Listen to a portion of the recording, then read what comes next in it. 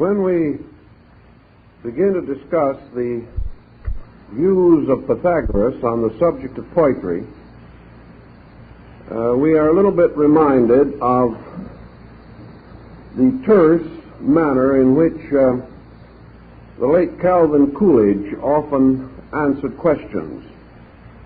We can say of Pythagoras, he was for it. And from this point on, we have to look elsewhere for further information. We know that the Pythagoreans made use of a number of so-called heterodox ideas in connection with therapy. We also realize that nearly all of the work of Pythagoras was highly specialized and highly scientific. He was perhaps the greatest researcher of antiquity. And in his school at Crotona, he carried on continuous efforts to solve human problems. He wrote extensively on the use of herbs, on various phenomena of color and of music. But unfortunately, his original writings are not known. Either they perished or remain like so many monuments of antiquity, awaiting discovery in some well-concealed place.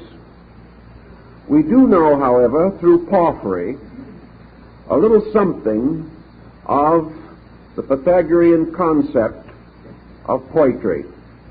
And we gain a trifle more from the studies of Aristotle, who apparently did have access through Plato to some of the fragments of the original Pythagorean learning.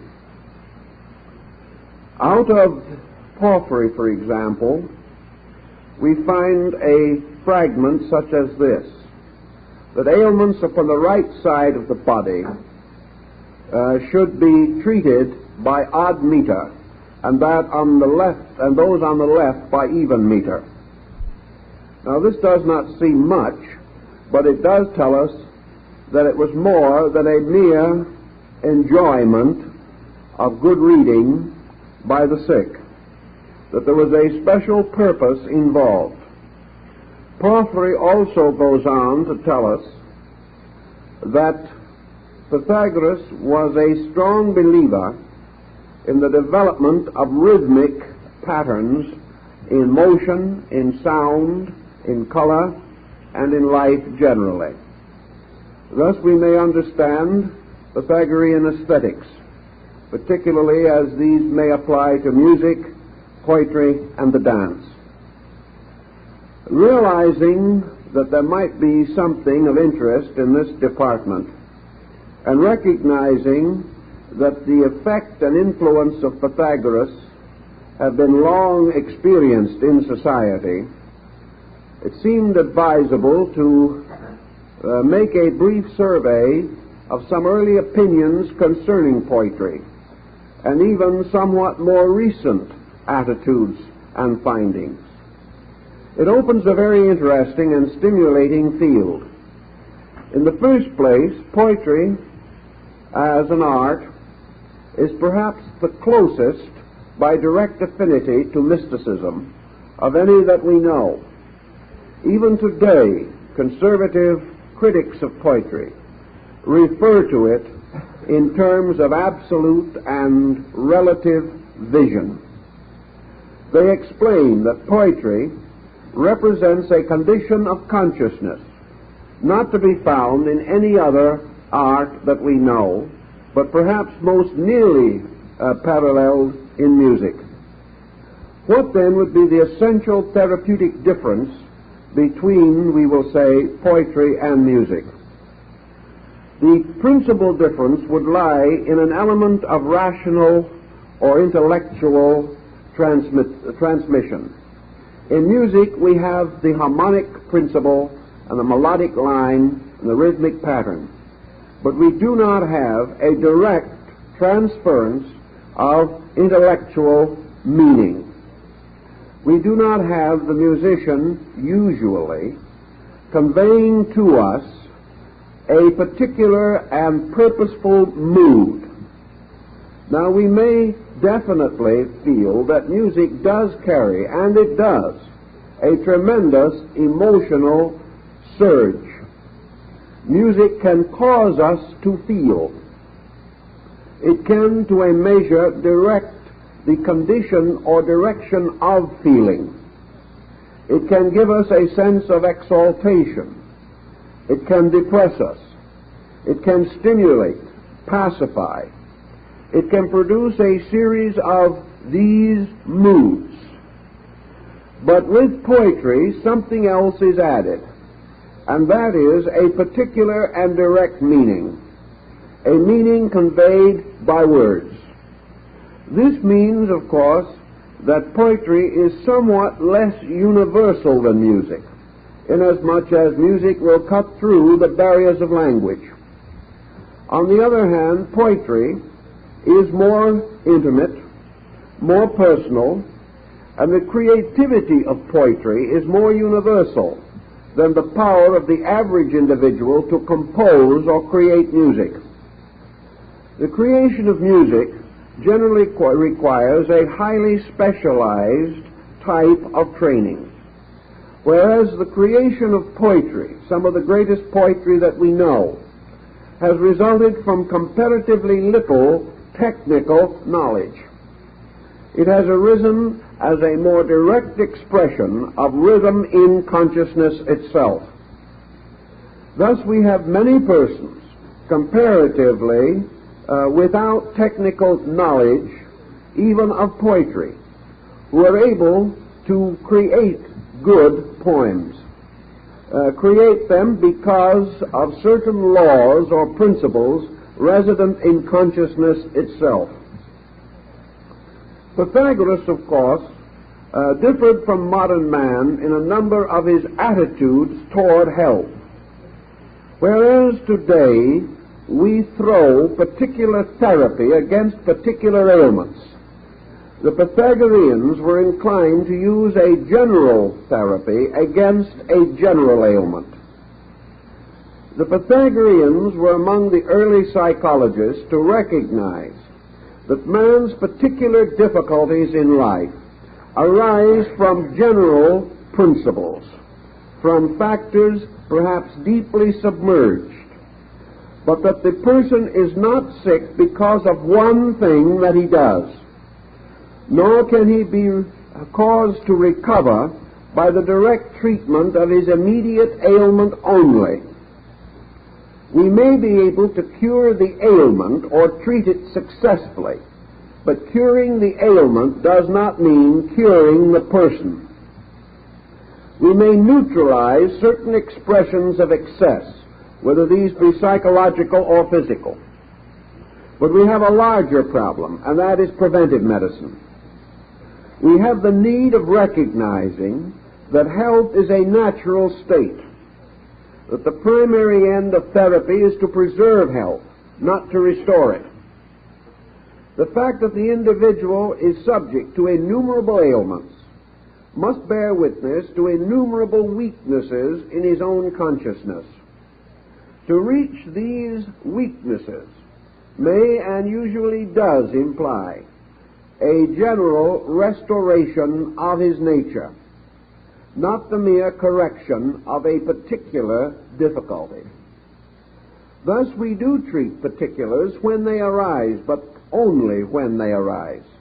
And by that time, our essential problem of health has already passed into a problem of sickness. The prevention of the rise of particular difficulties requires the establishment of general principles. The individual must keep his health from the total psychological integration of himself. He may lose his health in any particular if this total integration is insufficient. Thus Pythagoras, instead of thinking constantly on how to merely remedy certain ailments, recognized that there is a primary type of ailment, and that this ailment arises from psychic disturbance involving the total personality. The sick individual is telling us something beside the symptoms which we are able to immediately recognize. He is telling us that in various ways there are shortcomings in his general nature. These shortcomings do not provide the energy necessary for the restoration of the balance or equilibrium which would preserve health. Therefore, having at his disposal only an inadequate degree of self-integration, he proceeds to advance along the course of ailment until something of a definite nature appears, which is then treated according to its symptoms and not according to its cause. If, therefore, man is subject to innumerable vicissitudes of health and emotion, it is also true that he is troubled or burdened by innumerable restrictions or limitations within his own consciousness. And the work of the Pythagorean in healing was from the beginning the effort to establish a new relationship between the individual and his inner life, and through this inner life with the world around him. In this respect, almost all ancient peoples had recourse to certain arts. The origin of these arts we may never know, inasmuch as they originated in man's own unfolding need. We find that certain persons have been from the beginning peculiarly sensitive to types and orders of aesthetics, that primitive peoples not only have music and rhythm and the dance and song and mantram, but that these various aesthetic expressions become part of their entire social culture. Primitive society, as one anthropologist has noted, is actually founded squarely upon primitive ritual. And this primitive ritual is nearly always a ritual of song, dance, and rhythms. Now, why man should instinctively and inevitably come to this rhythmic approach to life can be explained perhaps best in terms of his own psychic organization. As Lao Tzu, the Chinese philosopher, pointed out, life is motion. Good life is good motion. Poor life is poor motion. Motion in which there is dissonance, discord, broken rhythms will be the poor kind of motion. Motion which moves, flows, and unfolds harmonically, rhythmically, melodically, gracefully. Such motion bespeaks health. Therefore, the cultivation of motion begins within the individual himself and requires a certain imposing of self-discipline upon motion. Motion is very closely interrelated with emotion. Emotion is a kind of motion.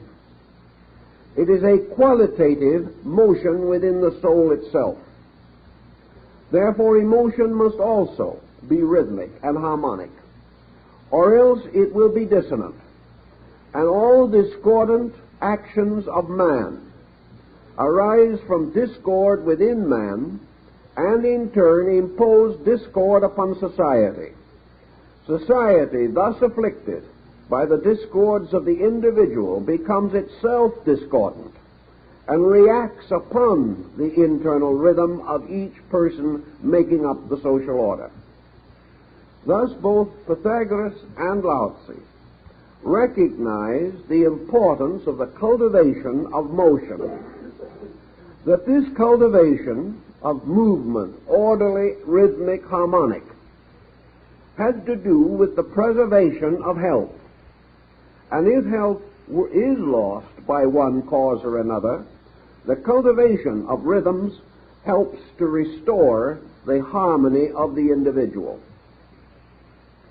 When we come down to a more practical level of thinking, we must also divide humanity into a series of groups according to their reaction to rhythm or harmony.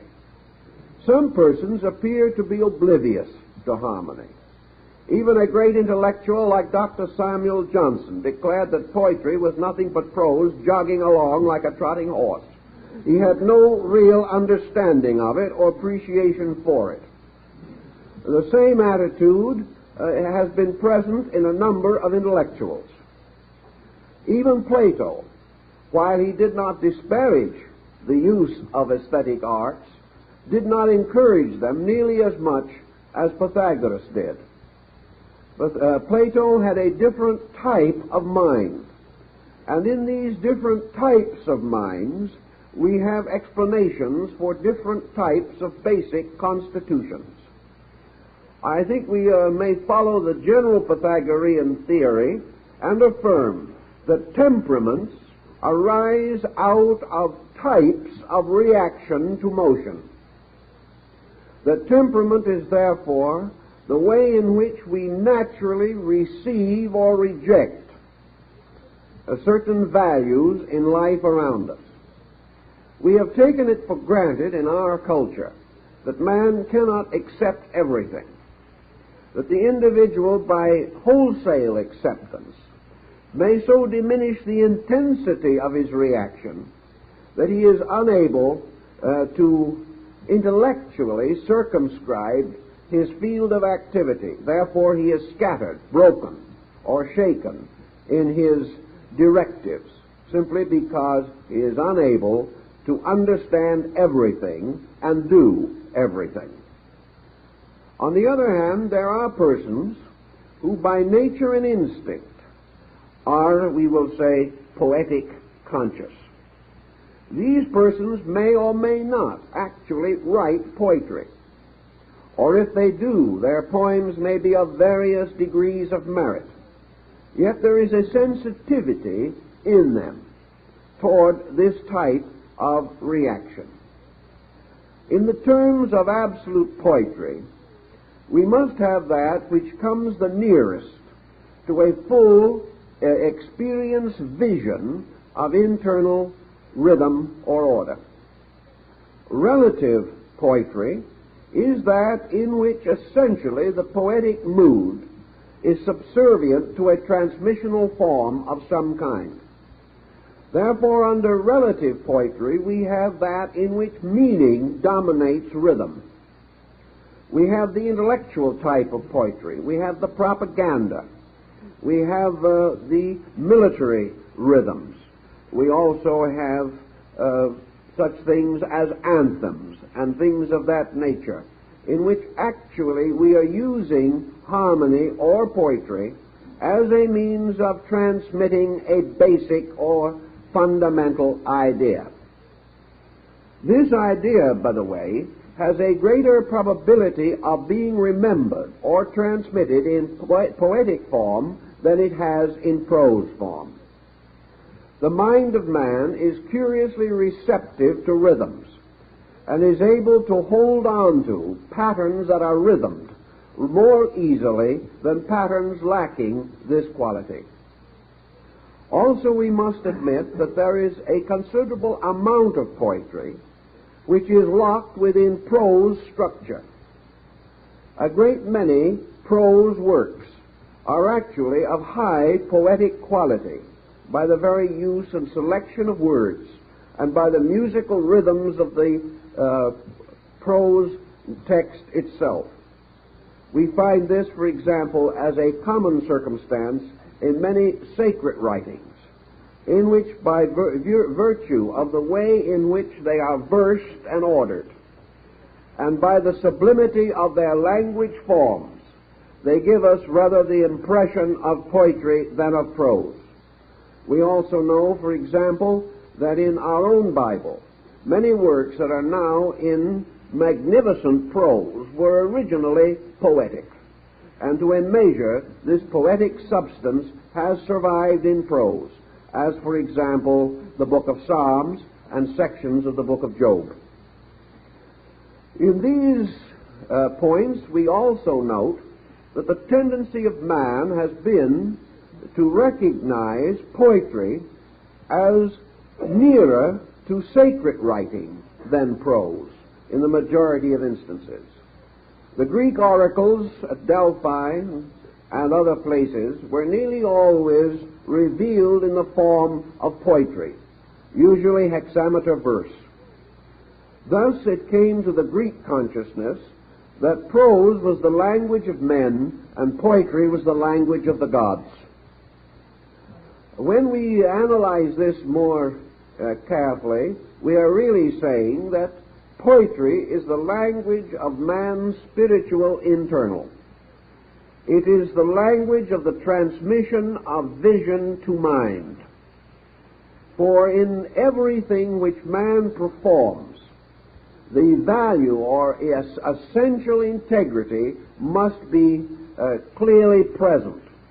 It would seem that the interior psychic life of man not only reveals great truths of consciousness, but also reveals them according to the very law of consciousness itself, which means that it reveals them harmonically, inasmuch as consciousness by its own nature does not contain any breaks, any broken rhythms, or any crudities of presentation of its own context. Thus, in the study of poetry, we come to a series of facts about man's own inner life.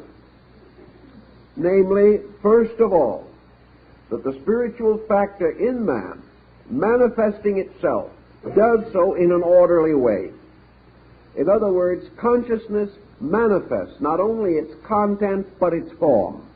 And its form is always harmonic, melodic, or rhythmic. On the other hand, the labors of man arising from faulty or incomplete intellection are distinguished nearly always by inconsistency, incompleteness, or the confusion of ill-digested material. Man lives in a world here in which the known and the unknown mingle in a confused mass, and out of this confusion must inevitably come a kind of reaction in which the content cannot follow smoothly. The person is subject to continuous interruption and the continuous changing of perspective. He is not able to maintain his own equilibrium. Therefore, to the degree that he descends into the material affairs of life, it was held by the ancients that he entered into a state of prose. We think of it perhaps at prose as being closely related to prosaic, and there is undoubtedly a psychic sympathy. The word poetry, coming from the Greek, simply means to make, to fashion, or to create. Therefore, the maker of a poem is a kind of creator. He fashions something. But the poetic consciousness with which he fashions is part of a universal consciousness in which rhythm and order are essentially inherent and therefore continuously present in manifestation. We have a wide range of poetic thought in relationship to Eastern philosophy and culture. And perhaps the greatest exponents of this in Asia are the Chinese, Koreans, and Japanese. In these groups, we find, for instance, the creation of the poem as a symbol of respect. We find that if a Chinese gentleman secures an admirable work of art, particularly a fine painting, which he regards with extreme respect and veneration, he will contemplate this painting. He will meditate upon it. He will search it as an experience of his own consciousness. he will try to unfold within himself the meaning of this picture to him. And when he feels that he has achieved this, he will write a poem. He will usually write a very brief poem and place it upon the margin of the painting in his own beautiful handwriting, which is itself an expression of almost uninterrupted rhythm. He will then seal it with his seal, and the poem and the picture will go on to future generations. Another owner may also experiment or react to this. His reaction may be different from the first owner. He will then add another poem. And in some of the very rare and early paintings, it becomes increasingly difficult to see the picture for the poems. But each of these poems has a distinct meaning of its own. It represents tribute. It represents the individual giving expression to his own interior feeling about a thing. And to many Orientals, this expression is as beautiful as the picture, inasmuch as it arises from the sole concept of the person. Therefore, we find frequently in Asiatic art that the picture is completely omitted from the scroll, and that the great poet simply prepares his poem, frames it as you would a picture, and hangs it on the wall. This poem becomes a kind of picture, inasmuch as it creates a mood. Thus we find in Asia particularly poetry and art interchanging, complementing each other, substituting for each other. In Asia also, where the contemplative life is somewhat stronger than it is in the West, poetry and literature become the great release media for the intellectual. In our Western world, we would not expect a scientist to be a poet. We feel that if he did write poetry, he would write something about relative states of gravity and so on, and we wouldn't find it particularly entertaining. But in the East, we expect the scientist to be a poet. We would regard him as an imperfect scientist. Unless he could come home from his laboratory or his school or wherever he may be, put on his simple home costume, go out and sit quietly in his bamboo grove and write a poem. If he could not do this, we would begin to wonder what kind of a scientist he was. We would say to ourselves, such men are dangerous. We would feel that this person, lacking interior imagination, lacking the power to touch or tap sources of beauty within himself, might be a rather brittle intellectual with whom we would have trouble one of these days. The same of the merchant. It would not be easy to assume today that someone, under the stress of Western business, would go home from a busy day at the office and dash off an ode or something like that. But this would happen in Asia, and while we have heavy pressures on us, Asia has also had many pressures with fewer resources to meet them than we have ever known. It is therefore part of culture, particularly pointed out by Lao Tzu and Confucius, that the intellectual, the practical man, the scientist, the philosopher, the warrior, all these should write poetry, not only because it was a cultural requirement, but because it was a catharsis for a confused soul. It gave to the individual a peculiar ability to examine himself, to discover whether he had kept in touch with the deep springs and sources of his own consciousness. And if his consciousness becomes confused, if he is no longer able to divide consciousness from intellectual activity, if he is no longer able to divide his own internal life from his external profession, he is coming sick. He is becoming ill by degrees. And in time, this sickness will endanger his entire integration. The same concept, of course, moves through the Buddhistic philosophy of Zen, where the koan, or the brief poem of 17 syllables, becomes symbolic of a great many values in life. One of the important elements of most Oriental poetries, particularly Japanese and Chinese, is brevity. Brevity means essentially the power to go to the heart of a thing. The individual who is not certain, according to one Chinese scholar, writes a book. The one who is certain writes a poem. There is a certain poetry of certainty. If the individual cannot reveal his soul in 17 syllables, he cannot reveal it at all. We are not quite so certain that we can do that, but we do have certain evidences in our own way of life that brevity is not only the soul of wit, but the soul of transmission and the soul of revelation as far as the consciousness of the person is concerned. When we wish to make a truly profound observation, we may do so in 20 or 30,000 words, such as it is said was the case in the publication of a small handbook on the culturing of carrots by the government. It took really pages and pages and pages to take care of carrots.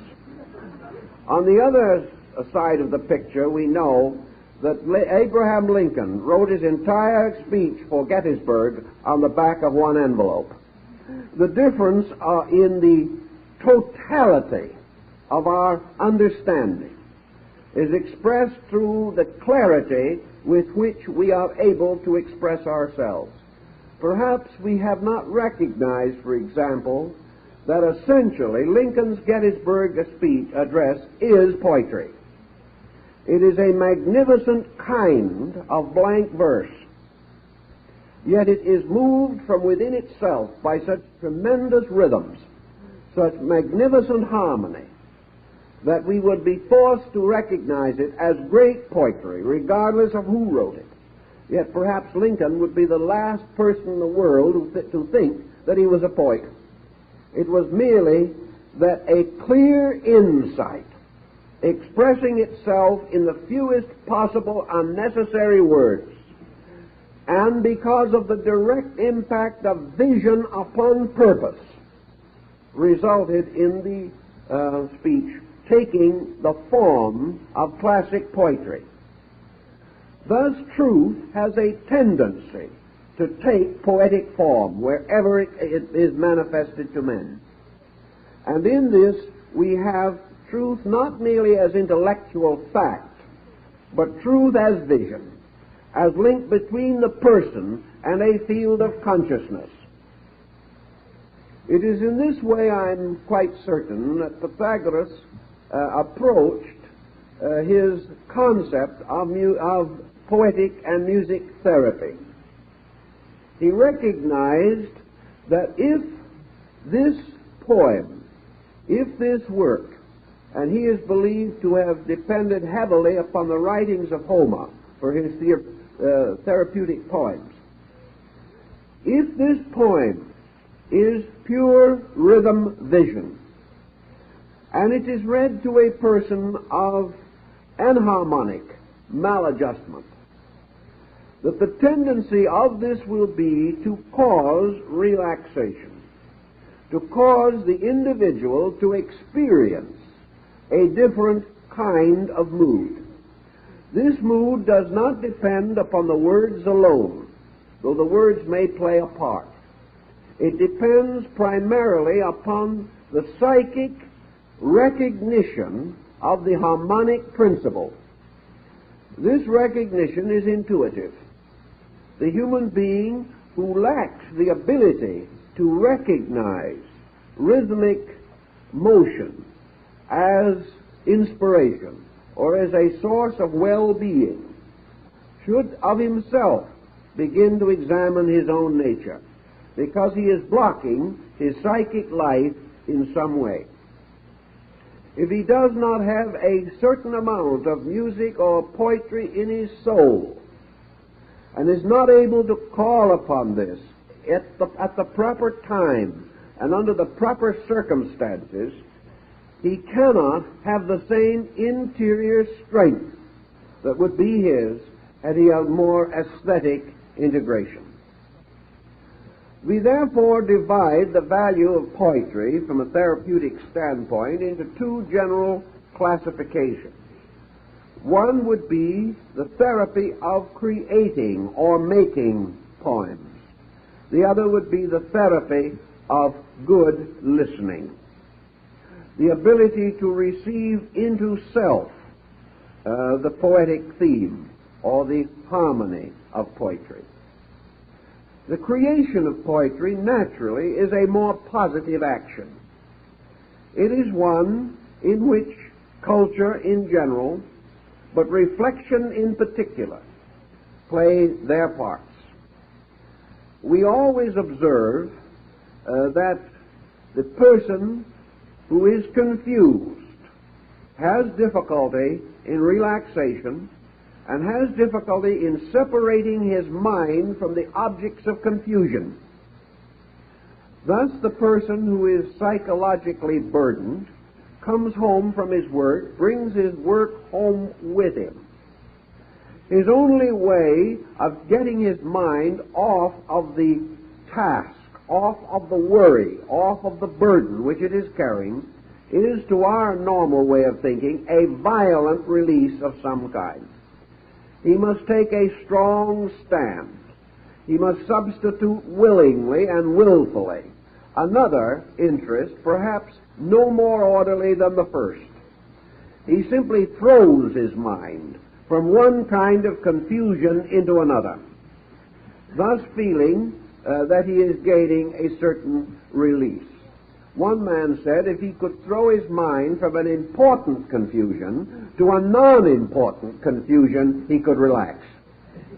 Well, maybe he could, but he will be tossing his intellect around indefinitely, and the wear and tear will be considerable. Actually, the transference of confusion constitutes one of our panaceas for life. We feel that our peace of mind must result from the complete occupation of our bodies and faculties. We are afraid of anything which actually suggests total relaxation. We are afraid we shall go to pieces. We are afraid we can no longer control ourselves if we once let down these barriers of will by which we dam up the currents and torrents within ourselves. We are simply afraid of our own psychic content. Therefore, we try to fatigue it by continual activity. To a measure, we are partly successful. But out of all of this, we also find that the wear and tear results in marked increase in nervous ailments and emotional pathology. Under such conditions, the importance of poetry as a creating media may be regarded with some interest. Have you ever noticed that even in arts and crafts, skilled artisans have a tendency to fall into rhythms? The man driving nails, if he is an expert carpenter, will gradually develop a rhythm.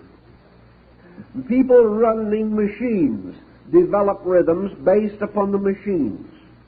And one of the problems that confronted music therapy was the danger of a therapeutic or a music rhythm that would vary from the rhythm of heavy industrial equipment. In other words, if a man is working with a certain type of die-pressing machine, this machine has a tempo or speed of its own. If the individual's consciousness gets into a different type of rhythm, he is apt to have a dangerous or fatal accident.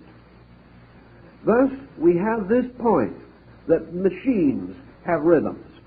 And when the machine rhythm breaks, we are keenly aware of it, as a good automotive mechanic who can detect immediately from the rhythm of the motor that which is likely to be wrong with it. Thus, there are rhythms innate in things.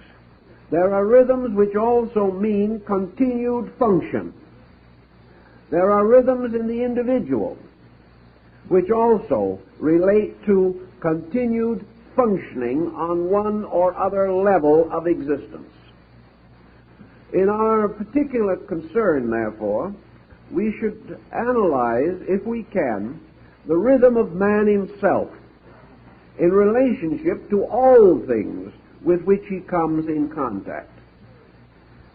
Nature itself is the source, of course, of rhythm symbols.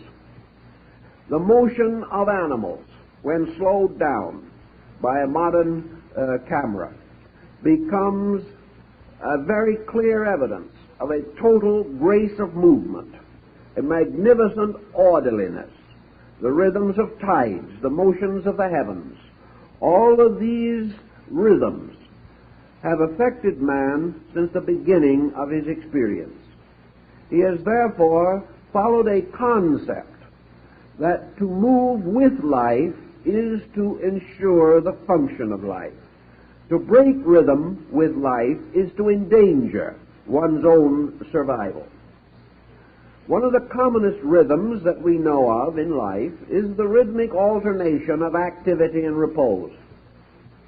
Activity and repose also exists in music, in poetry, in art, and in practically all aesthetic media. Rhythm and repose we have to alternate in order to survive. This is so basic that very few persons question it. Yet at the same time, our tendency is to ignore the fact which is revealed through this alternation. Namely, that everywhere in nature we have a movement from action to repose, and a movement from repose to action. By repose we mean, particularly in Taoism, the complete resting of the being. We have now come to the attitude that the only kind of repose that we can accept or understand is that which lies out of our control for the most part, and that is sleep. We suspect that in sleep we relax almost totally, unless some agitation disturbs our interior rest.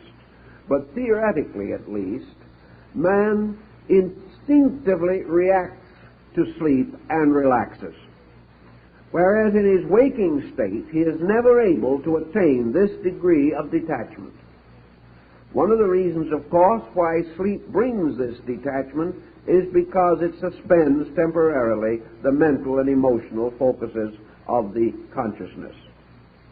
But in a complete state of rest or relaxation, man becomes receptive, whereas in his condition of activity, he is objective. Therefore, in his life, there is a continual alternation between objectivity and receptivity, between aggressive action and receptive action, not receptivity alone, inasmuch as receptivity is also an action of consciousness.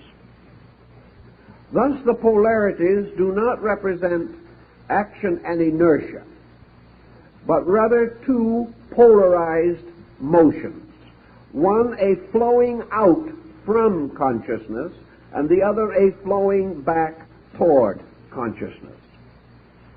In poetry, this again is preserved in the patterns of meters and in the creation of alternately or patterned emphasis and lack of emphasis. These situations refer again back to the life of the person very intimately.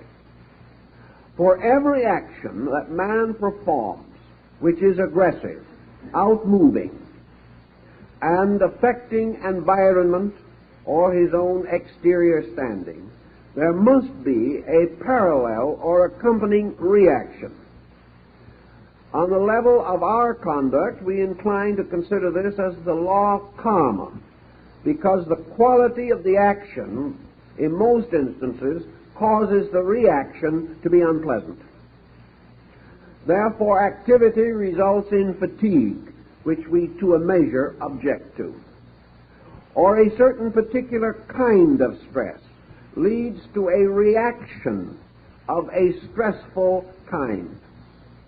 And we are continually plagued by the reaction of action itself. We try to say to ourselves, this I will do, but the consequences of this I will prevent. I will block it in some way. I will have an unpleasant thought, but I will immediately strive in one way or another to make it difficult for this thought to have its proper and inevitable fulfillment in my own nature. So defense against reaction becomes necessary because of the inadequate quality of the action itself. This breaks patterns, breaks law and order, and subjects the individual to the infirmities which come from what the moralist terms disobedience. Disobedience being violation of the basic rhythm of life. If, therefore, a person having a certain type of daily experience is able to let go of this experience, which is very largely an intellectual emotional pattern, and recognize the importance of the element of creativity, he should and must make something. The word poetry, therefore, meaning to make, implies one of the most important outlets of those who are in the need of creative expression. This is not in any sense of the word intended to depreciate any of the various avocational interests which have been developed in recent years as a means of balancing man's psychic tension. There seems to be no question in the world that the new rise of interest in good music and the tremendous amount now being spent by average citizens for stereophonic sound and things of this nature represents, in total, a natural interior reaction to need. We have come more and more also to recognize that need is largely individual, that we simply cannot tune on a program which 10 million people are listening to and find it always satisfactory to ourselves. Therefore, individual selection in music, as in art, becomes imperative. And out of this individual selection, we have restored what appeared to be a lost industry, and that is the recording and the tape record of good music. We are returning the individual musical reproducing unit into the home. If this be the basic pattern of something, we also have to realize that many so-called avocational interests are merely switch vocations. They do not reach into the core of our need. They help, certainly, as they divide attention away from the source of pressure. But an individual may become hobby obsessed in the same way that he is vocation obsessed. In fact, a great many persons, starting with an avocation, gradually make it their vocation. Now, there are advantages of this.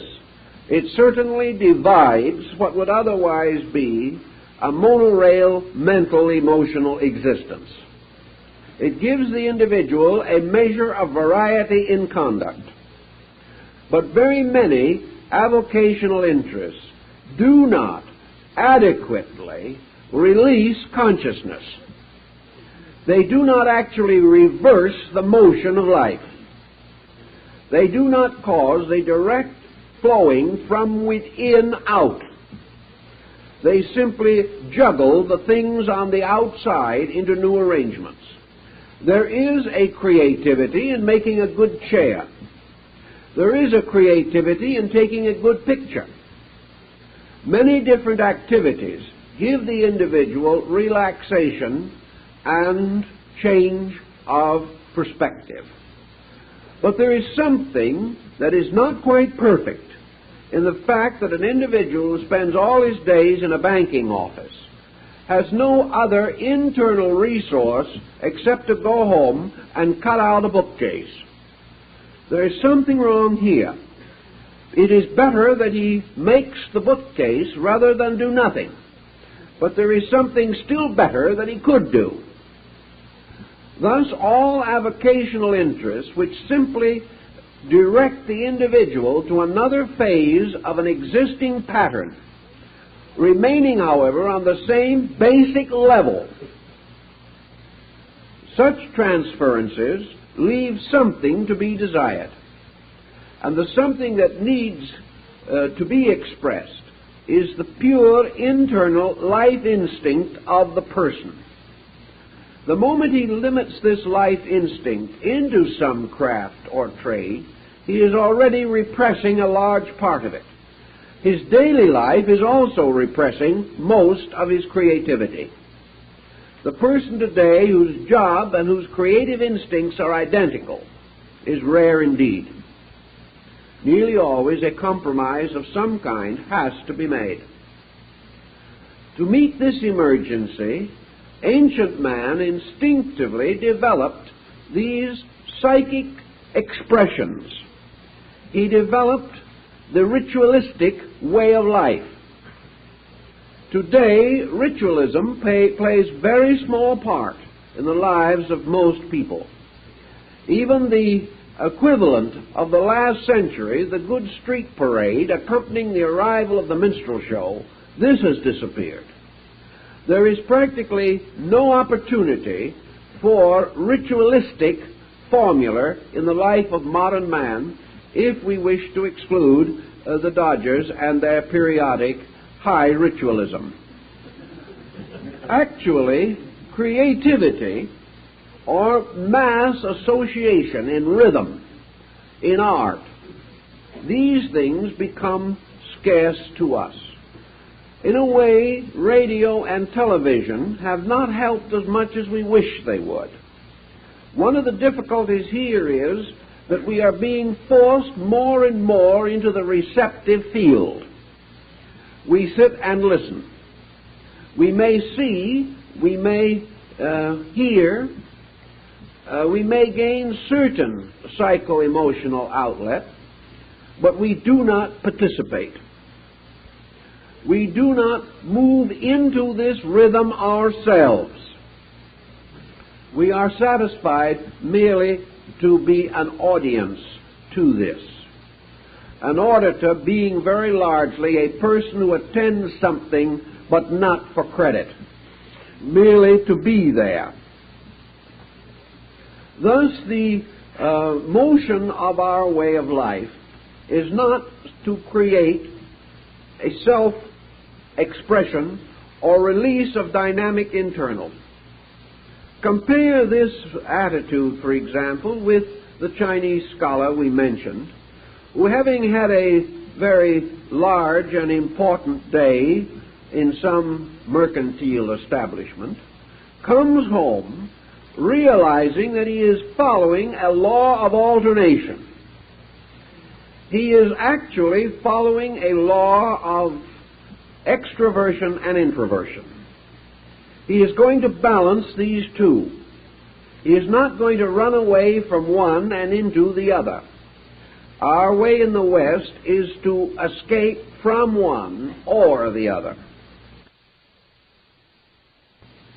Very often we cannot listen to the rational conversations of people.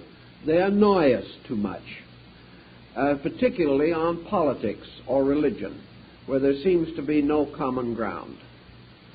We are not inclined to be particularly concerned over revelations about trades or arts or crafts or sciences or the rise and fall of stock markets unless we are interested in these particular activities.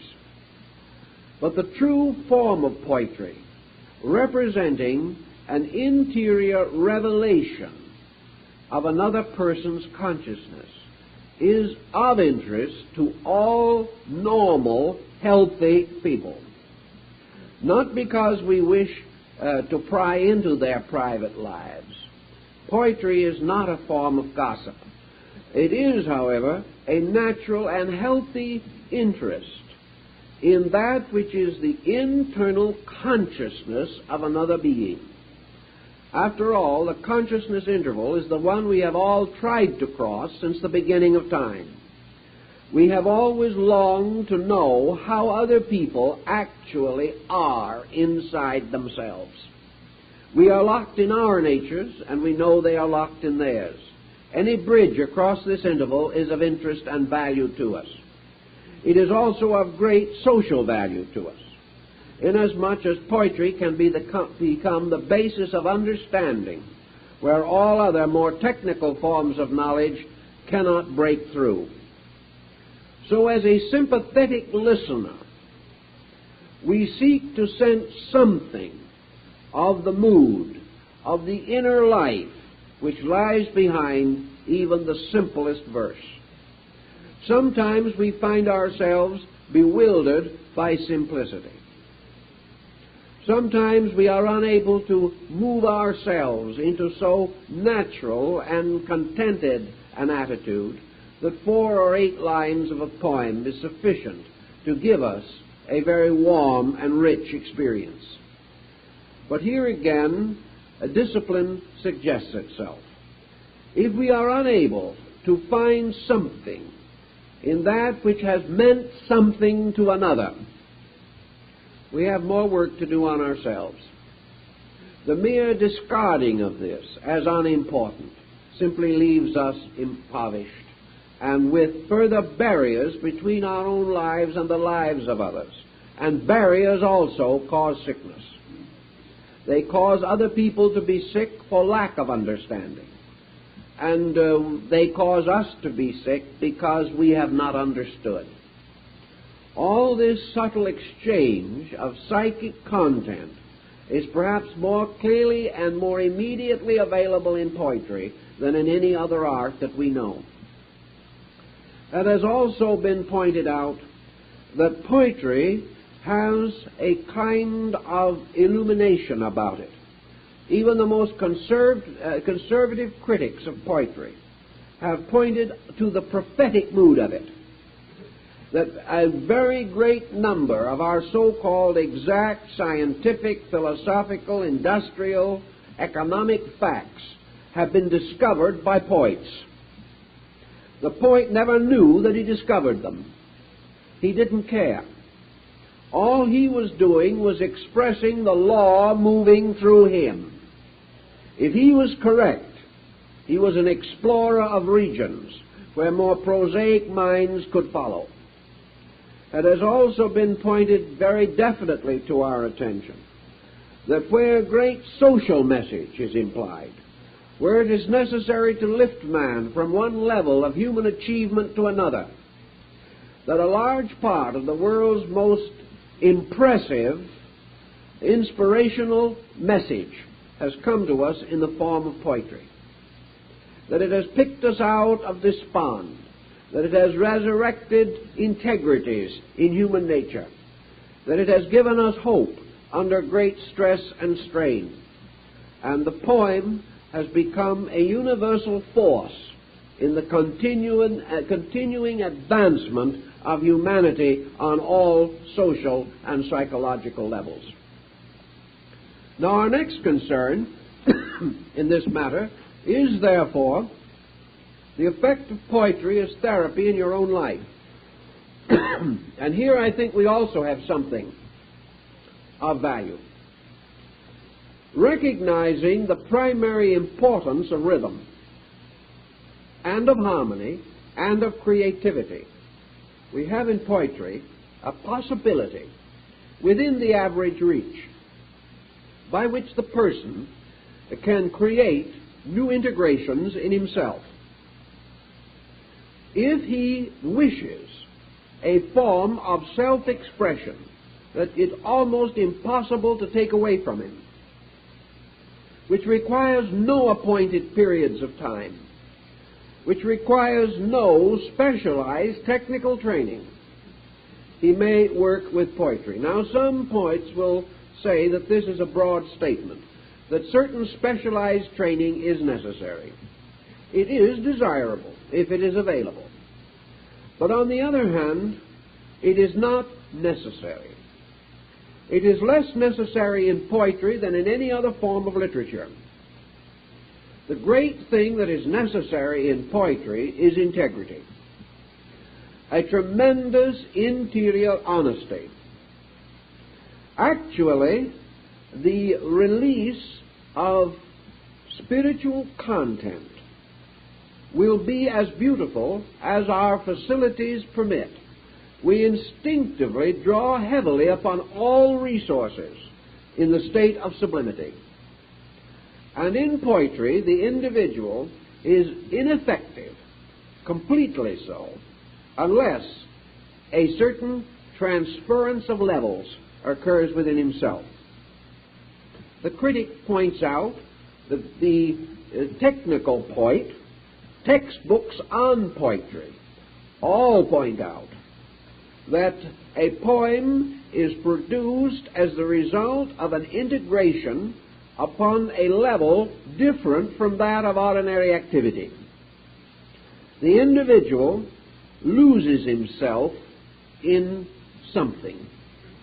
At that particular time, a mood comes over him, the mood of the poet. The ancients felt this mood so strongly that they assumed that it was an entity, and they created a muse of poetry, and they dedicated most of their poems to this muse. They felt that poetry arose in a spiritual being, and that a poet was one who was able to sense this being, and upon whom this being bestowed its favors in the form of great verse. The followers of Pegasus, the winged horse of verse, therefore built their own mysteries, their rituals, their rites, and their ceremonies, and they invoked their muses with all the integrity and sincerity of any devout religious group. Their interpretation, however, rested upon this thing that happened to themselves. They felt that they entered temporarily into a curious pattern of unworldliness, that at this particular time something moved in them. Something lifted itself in their own consciousness, and they became united with a sense of interior vision, and a strong emotional factor was present. There can be no great poetry without some kind of emotion. But it was a kind of emotion that to the average person was more clean than the ordinary emotions of life. It was an emotion in which the search for the beautiful, or the effort to express the discovery of value, these pressures became irresistible. There was a desire to share. There was a sense of the spiritual significance, the doctrinal import of this form of self-expression.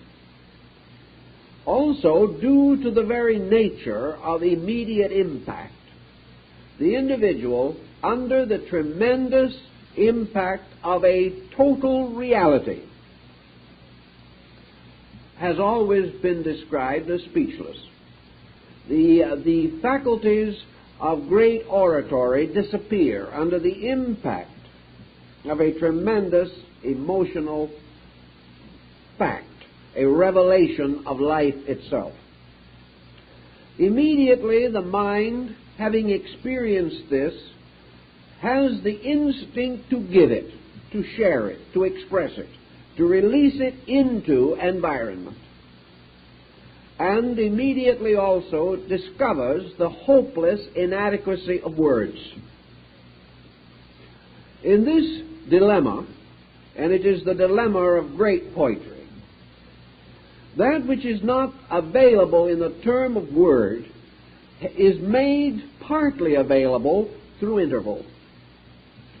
Pythagoras pointed out that the music of the spheres was not generated by the planets, but by the intervals between them. And in poetry, we have a certain sublimity bestowed by interval and meter. We have certain use of pattern to make up for the inadequacy of word. A mystical experience in itself has a certain metrical quality, if we are able to grasp it. Among other things that we sense in mysticism is order, tremendous sweeps of rhythm, as expressed in Milton and in Dante and in many others of the great poets. So we use this medium in part, and then usually a very humble and very simple selection of words. The greatest of all vision poetry, arising from mystical experience, has almost the scriptural simplicity that we find in the words of Jesus. There is very little involvement. The entire sublimity is carried by the order and pattern, and by words used more nearly according to true meaning than in any other speech that we make. So the resulting poem has a curious impact. It has the impact of purity. It has the impact of something of the impossibility of transmission, which itself becomes sacred. It also has the impact of nobility of sound order, rhythm, mantram. And of course, it has the tremendous strength of being stated in the simplest possible words. The proof of vision is this very simplicity itself. So out of this, man gains a peculiar sense of participation in value beyond himself. And this participation is therapeutic. There is no question in the world that it can and does react into man to cause him to come to a more harmonic relationship with life. In mysticism, then, we do find a strong tie between a mystical experience and the poetic form of recording or perpetuation. We find that if we go deep enough into man, we find beauty. And we find this beauty expressing itself in the simplest forms of language. Now, the words themselves are not any more beautiful when a poet uses them than when anyone else uses them. Therefore, something has to happen to the words.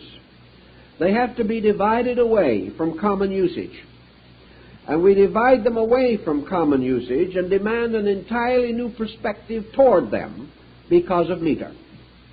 We therefore transfer them from the language of the everyday to the language of the gods.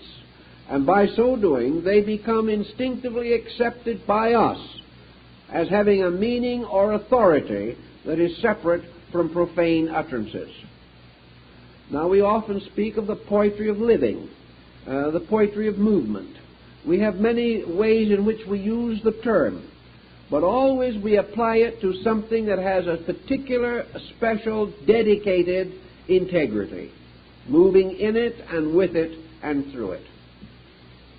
In our daily living, therefore, if we are inclined to have a certain type of fatigue, if we are inclined to wonder about the integration of our internal resources, it may well be that we could profitably include a certain amount of poetry reading in our list of desirable avocational activities. It is probable that we may first have to read or to become a little more aware of poetry before it is possible for us to create poems. And of course it is not important whether these poems are ever published or not. We are not writing poems by the yard for a publisher.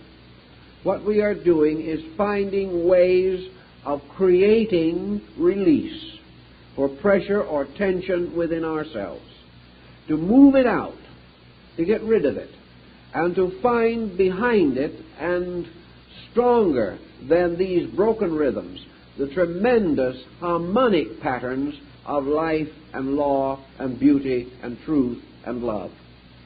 These laws lurk in us, and the most direct way of letting them come out is through the emotional experience of poetry. Now you will observe that in our modern generation, poetry languishes. It is almost impossible to publish a book on poetry unless you happen to be one of 2 or 3 world outstanding poets. Even the greatest poet is very fortunate if his book will sell 1,000 copies. Today we have very little interest in poetry. Poetry, to the large degree, languishes, except what might be termed serio-comic poetry. Various little prancing melodies that amuse us or are created merely as caricatures of life itself. We find then a certain fatalism, a certain brittleness, a sarcasm, a cynical attitude toward life, and a group of modern poetry which is distinguished largely for its non-melodic and non-harmonic forms, not necessarily just blank verse, which can be great verse, but poetry arising largely from psychosis itself. We know such poems. We read them too frequently. We observe also that poetry, instead of being, as it was to the ancients, a ministering goddess, is to us merely another example of our own disillusionment. Our impoverishment in this form of literature is consistent with the general psychic impoverishment we are going through. We cannot necessarily demand that other people change their ways, but we do know that we have an inheritance of great art, great music, and great poetry. We also realize the possibility that great poetry will help us to establish rhythms, will help us to feel melodic harmony in our own minds and emotions, and that it is quite possible that with moderate experimentation in this field, that we shall also find poetry as a means of personal release, of restating for ourselves convictions that do not mean much in prose. They become too matter-of-fact, too commonplace. But in poetry they suddenly become divine. And this search for a means of expressing great spiritual conviction leads us naturally into the realm of great poetry. Pythagoras read poems to put people into a more peaceful mood, to direct certain rhythms toward the remedying of ailments. And I think elaborate research could be carried, because the exact therapy probably lies in the combination of the meaning and the meter. There is a meaning peculiar to meter. There is a meter peculiar to meaning. Therefore, when these come together, they produce a strong therapeutic pressure. They give the individual a certain distinct message, a message which is accepted not only mentally and emotionally, but psychically within the consciousness itself. The total result of this, of course, is an immediate experience of exhilaration of conscious value. It causes the individual to sense, under the term of poem, a value which he can accept as poem, because it bypasses his intellectual criticism. It bypasses what he calls fact. You are not supposed to analyze a poem as you would analyze a scientific thesis. You are supposed to enjoy it. You're supposed to permit it to make you pleasure, to make you feel better, to make you sense beauty and value, thus escaping the direct influence of man's sophistication.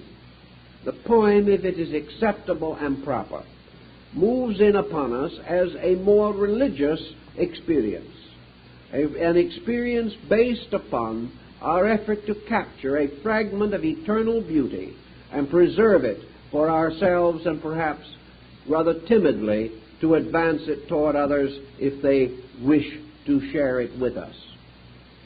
This type of therapy is part of maturity. The individual who is unable to sense such values is simply lacking in maturity. And no one wishes to be regarded as immature regardless of their conduct.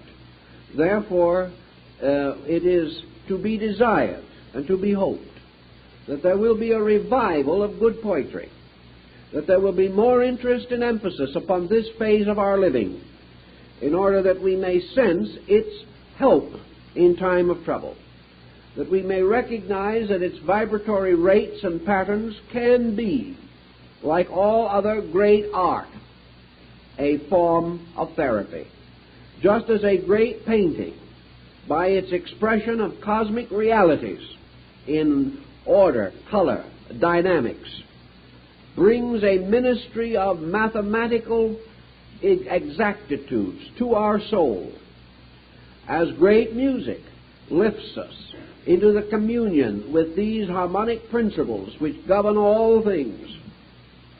So great but simple poetry can also elevate us, but it comes to us in a rather more humble and intimate way. It comes to us so near to home, so within our availability, that it is present in the life of the child. It is present in many persons who have never dared to express it. Let them have the courage to do so.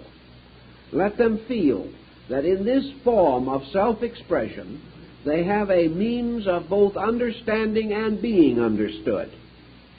That anyone who has a maturity of consciousness will share in the experience of this personal release of good. To make this more habitual will probably be an excellent remedy for neurosis. To make us more aware and continually expressive of beauty will lift our minds from these desponds which cause us to be continual expressors of deformity. The individual who is constantly telling his troubles is not only telling them to other people, he is restating them for himself, therefore giving them greater and greater authority over his own life. If instead of this he reads a beautiful poem, or recites one he has written, or shares in the melodic and harmonic concepts of nobility which have flowed from the souls of poets, and can also flow from his own soul, if he takes these means of expressions, he is getting at the totality of himself, the wholeness of his nature. He is not correcting the momentary headache. He is correcting the cause of all headaches. He is not merely solving the imminent crisis in his family. He is reaching into the source of all crisis and trying to make it right. For there is no crisis in human affairs that can withstand the full expression of true beauty, beautifully and nobly revealed. And in this type of feeling and in type of thinking, we have the maturity which is necessary to bring security, peace, and integrity to our way of life. Time's up.